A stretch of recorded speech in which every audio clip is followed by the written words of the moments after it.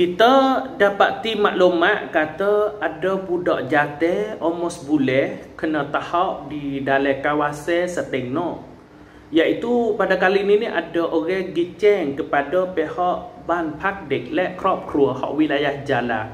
Koyak kata temu budak umur sebulan, budak jatuh umur sebulan kena tahap di dekat rumah orang kampung, iaitu dekat dengan rumah nombor 88/13 Mukim Setengno, daerah Meng wilayah Jala. Maka sekarang ini pihak Ban Pakdikและครอบครัว hak wilayah Jala sudah ambil budak ni dan juga sudah berbicara dah lah. Maka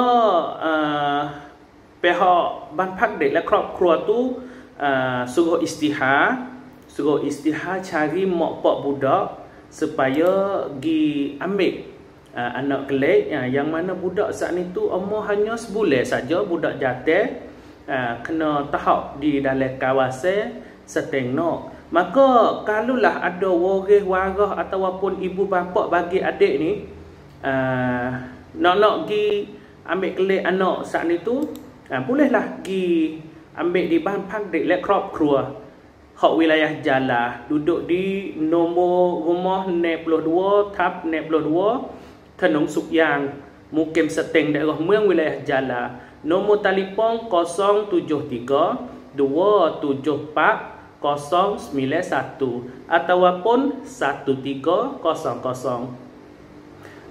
Maka bagi waris-waris kalaulah ada dengar berita ni, bolehlah pergi hubung dengan pihak Ban Pakdikและครอบครัวserta dengan bawa bak beracacun dan juga samnau tabian ban, dan juga kalau moleknya ada sutibat hak budak katik supaya menjadi pengesah kata kita saat itu waris sungguh. Hak ni kena pakat-pakat sapalah, oleh kerananya adik lelaki saat itu hanya sebulan saja kena tahap di dalam kawasan Setengno. Maka apabila kalaulah ada waris-waris hak dengar berita ni, bolehlah dihubung dengan segera di Ban Pakdikและครอบครัว hak wilayah Jala. Tak kira tak ada wan yuk rajakan, boleh pergi selalu dah ataupun boleh hubung mengikut nombor telefon hak saya sapa saat ni.